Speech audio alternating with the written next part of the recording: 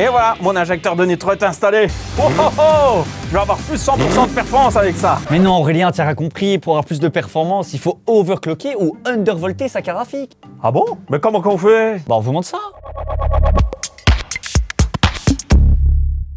Vous voulez plus de performance dans les jeux vidéo? Ça tombe bien parce que dans cette vidéo, on va vous expliquer comment overclocker votre carte graphique pour avoir un maximum de performance et surtout comment l'undervolter pour éviter que ça chauffe trop et que ça consomme trop. C'est parti. Mais qu'est-ce que c'est l'overclocking? Eh bien, chaque composant informatique de votre PC, que ce soit la carte graphique ou même le processeur, fonctionne à une certaine fréquence. On appelle ça aussi une horloge. Donc, overclocking, c'est littéralement surcadencer cette horloge. Et si on augmente du coup cette fréquence, on fait plus d'opérations à la seconde et donc on a plus de performance. Mais forcément, si vous augmentez la fréquence d'un composant et qu'il fonctionne plus vite, il va chauffer plus, il va consommer plus et donc ça peut amener à des instabilités. Et c'est là que l'undervolting devient super utile. On va baisser la tension électrique de la carte graphique pour diminuer la consommation de celle-ci. Et ça diminue aussi la chaleur et du coup ça la rend plus silencieuse. Et ça c'est tout bénef parce qu'on a plus de performance, on a une carte graphique qui consomme moins et qui dure toujours aussi longtemps. Mais la question que tout le monde se pose, est-ce que l'undervolting ou l'overclocking est dangereux pour votre carte graphique? Et la réponse est non. Il y a des systèmes en place qui vont protéger votre carte graphique. Mais par contre, votre ordinateur pourrait devenir instable si vous ne faites pas attention.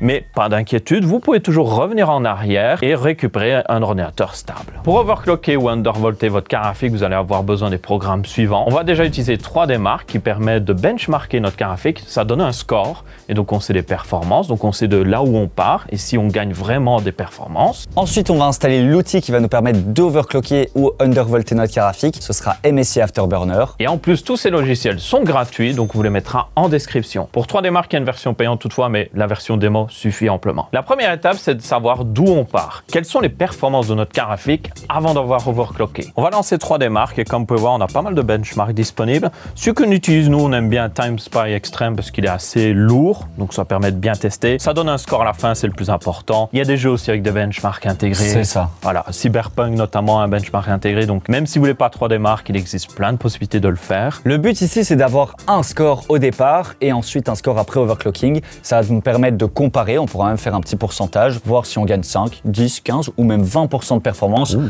ça m'étonnerait 20%. Oui, c'est quand même beaucoup. Mais sachez, je vous rassure, qu'en moyenne, on peut gagner jusqu'à 10%. C'est quand même pas mal. Donc là, on va lancer un custom run. On va désactiver le CPU test. On désactive aussi le include demo. Comme ça, ça dure un peu moins longtemps. Et puis, on va faire run custom. Et on n'a plus qu'à attendre. Le PC va un peu souffler, mais c'est tout à fait normal.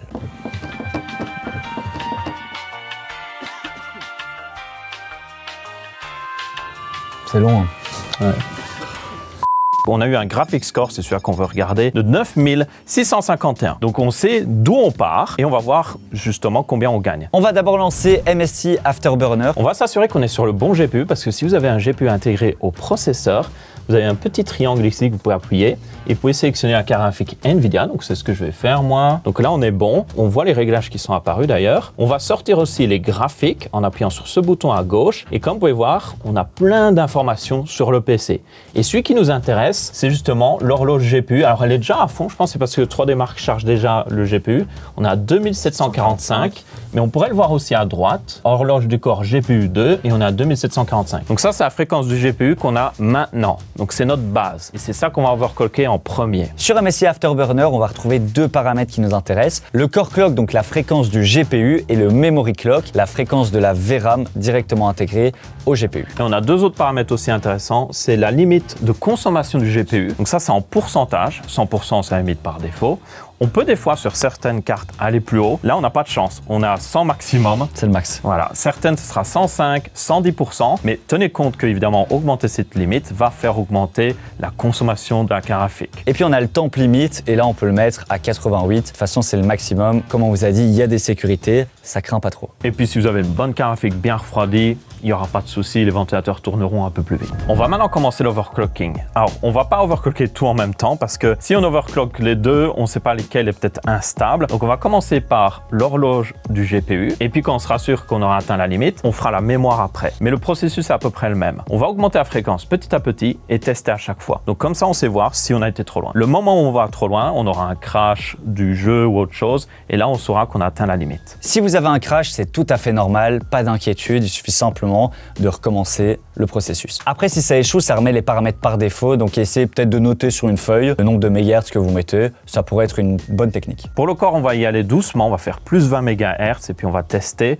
Pour la mémoire, on ira un petit peu plus vite. Donc là, c'est ce qu'on va faire. On clique sur le plus 0, on écrit 20, on fait Enter et, très important, on appuie sur le petit V. Parce que le petit V valide qu'on met ses paramètres sur la carte graphique. Le bouton enregistrer, c'est pour plus tard, ne vous inquiétez pas. Donc là, c'est bon. Normalement, elle tourne à, voilà, 2760 MHz. C'est génial. Voilà, on a gagné 20 MHz. Félicitations. Félicitations, on peut lancer le benchmark pour voir si c'est stable. One benchmark later. Le premier benchmark vient d'être terminé et on est à 9777. On a quand même gagné 126 points de score. C'est pas mal, mais moi je suis plus gourmand, c'est pas assez. Oui, on va aller beaucoup plus loin que ça. On veut 10%. Donc là, on va refaire le même processus. On fait plus 20 MHz, on teste pour voir s'il n'y a pas de crash. On fait plus 20 MHz et on continue comme ça. Là, on va pas vous montrer tous les essais-erreurs, on va directement vous montrer le résultat. Overclocker prend du temps, donc soyez patient. C'est pour avoir des bons résultats derrière.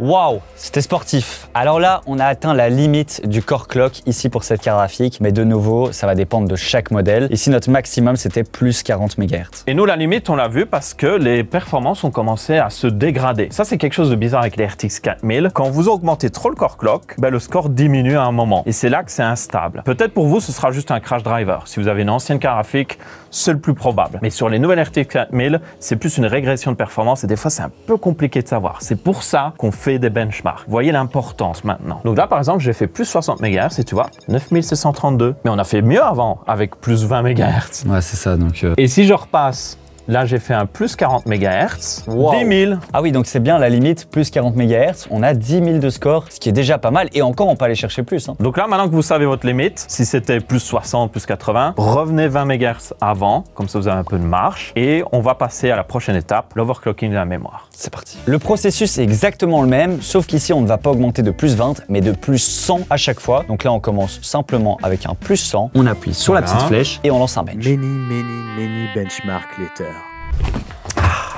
Là, on s'y attendait quand même. Hein. On a régressé en performance en essayant d'augmenter la mémoire. Et c'est dû au fait qu'on atteint le power limit. Plus 100, c'est juste pas assez. Et là, on peut le voir dans le graphique qui est juste au milieu ici.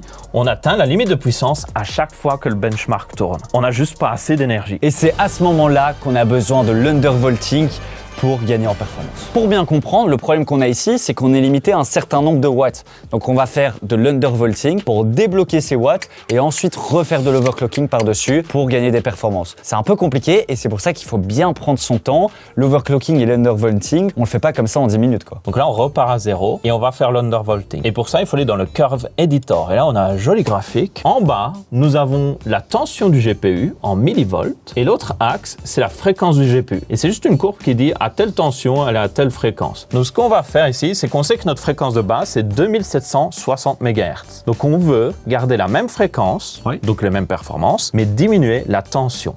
Donc on va juste prendre une tension plus basse. Donc là on est à 1100 je dirais. Je regarde à nouveau, 2760 c'était 2775. Vous pouvez cliquer sur un point, c'est très simple, voilà. 2760 c'est 1100. Donc on peut essayer de faire peut-être 1075 dans un premier temps. On pourra aller plus loin, mais on va faire étape par étape. C'est pour vous montrer surtout. C'est comme ça qu'on le fait correctement. On vous rappelle que ça prend du temps parce qu'on fait étape par étape pour être sûr. Donc là on va juste prendre 1075. Donc vous voyez, on suit le 1075, on remonte et le point qui est à 1075, normalement il fonctionne à 2715 MHz. Mais nous on veut pas ça, on veut plus. Non, on veut plus. Alors, donc on prend le point, on clique dessus, on maintient le clic gauche de la souris et on le monte. Et vous voyez, on atteint 2764, c'est à peu près ça. Oh oui, c'est bon. Et ensuite ce qu'on va faire, c'est qu'on va maintenir le clic et on va aussi appuyer sur Shift en même temps et on va sélectionner, vous voyez qu'on peut sélectionner tous les points qui sont après. On maintient toujours Shift, on lâche pas et on appuie 2 fois sur Enter. Et là maintenant, tous les points sont mis en ligne droite. Parfait. Parce qu'on force la carte graphique à forcément tourner à cette fréquence maximum. On peut fermer la fenêtre On valide, On valide. très important. Là maintenant, vous relancez un benchmark sur 3D Mark et vous verrez combien de watts vous consommez en moins. Et on rappelle que sur MSI Afterburner, vous avez cette fenêtre avec tous les graphiques. Vous pouvez descendre dedans et vous pourrez voir puissance GPU, donc nous c'est GPU 2, et c'est là que vous regardez le nombre de watts qu'elle consomme. Donc c'est là que vous pouvez voir d'ailleurs combien vous avez perdu en lançant le benchmark. Ou gagner. Non, perdu en watts, donc c'est bien. Gagner consomme moins. en électricité. Oui.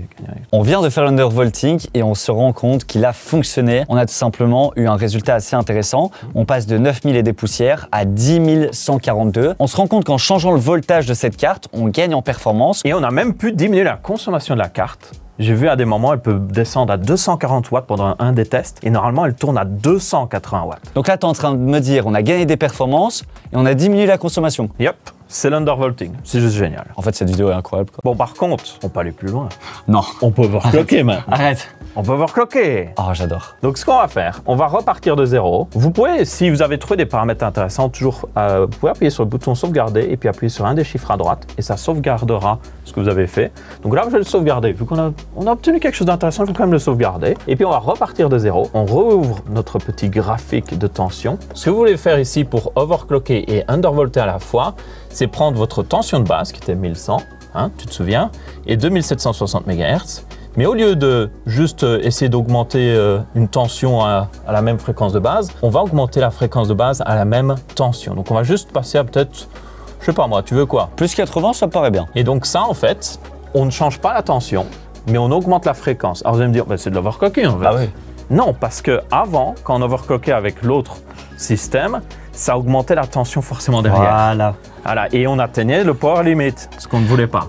Donc génial. là, on ne va pas consommer plus, on ne va pas chauffer plus, mais on va avoir une meilleure fréquence. Donc juste partez du voltage que vous avez de base, donc nous c'est 1100, et augmentez la fréquence à ce point-là. Et vous refaites la même technique que j'ai montré avant, vous faites Shift, vous glissez pour prendre tous les points, et puis vous faites double Enter tout en maintenant Shift. Et maintenant, notre barre est plate, c'est bon, on peut fermer la fenêtre. On valide, toujours valider, c'est important. Maintenant, on peut relancer un benchmark avec donc moins de consommation et plus de performance. Donc là, vous faites la même méthode. C'est mieux d'augmenter de plus 20 MHz et puis tester et vous continuez comme ça, mais toujours avec la même tension. Et dès que vous atteignez la limite de votre graphique, vous revenez un petit peu en arrière et c'est bon normalement. Vous avez toujours la même consommation et plus de performance. Et après ça, si vous voulez encore un peu plus de performance, on peut faire la même technique d'overclocking qu'on a montré avant pour la mémoire, parce que celle-ci, on ne peut pas l'undervolter. C'est pas possible. Non. On peut juste l'overclocker. Donc maintenant qu'on a undervolté du GPU et overclocké à la fois, ben on peut faire l'overclocking de la mémoire parce qu'on sait qu'on est stable sur le GPU, donc on passe à la mémoire. En réalité, c'est un peu un jeu d'équilibre entre le memory clock, le core clock et le voltage. Il suffit simplement de bien ajuster pour avoir le meilleur résultat possible et donc le plus d'FPS possible. Et c'est pour ça qu'on vous incite à vraiment tester et prendre le temps. C'est pas forcément compliqué, c'est juste plus 20 testés, on atteint la limite, ok c'est bon. Mais une fois que c'est fini, vous pouvez avoir des très bons résultats. Donc là, en combinant l'undervolting et l'overclocking, on arrive à un score graphique de 10 383, soit une différence de performance de plus 7,5%, ce qui est quand même énorme. Donc on a atteint le résultat qu'on vous avait dit de 5 à 10% minimum, ce qui est vraiment bon et surtout, on n'a rien payé. Rien du tout. Gratuit. C'est gratuit. Voilà, on a juste pris un peu de temps, mais maintenant on a 7,5% de performance en plus. Sur 400 FPS, ça fait quand même 30 FPS en plus. C'est pas mal. Ouais.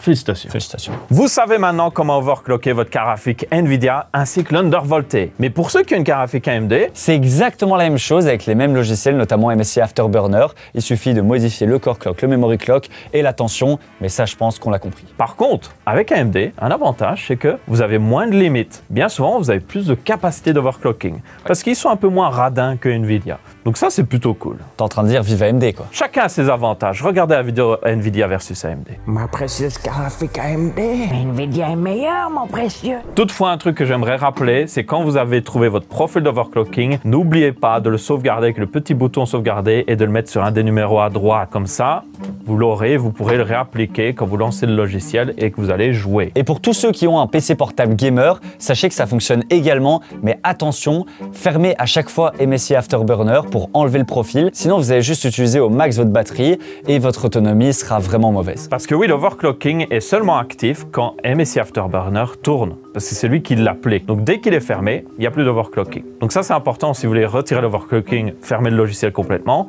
Et si vous êtes sur un ordinateur fixe, assurez-vous qu'il tourne si vous voulez profiter de votre overclocking. On espère en tout cas qu'après cette vidéo, vous avez gagné des performances, gagné des FPS. N'hésitez pas à nous partager vos résultats d'overclocking et d'undervolting dans les commentaires. Et toi Aurélien, combien de pourcents? Moi j'ai fait plus 32%. C'est pas mal, hein? Ouais, ça c'est pas vrai ça. Si.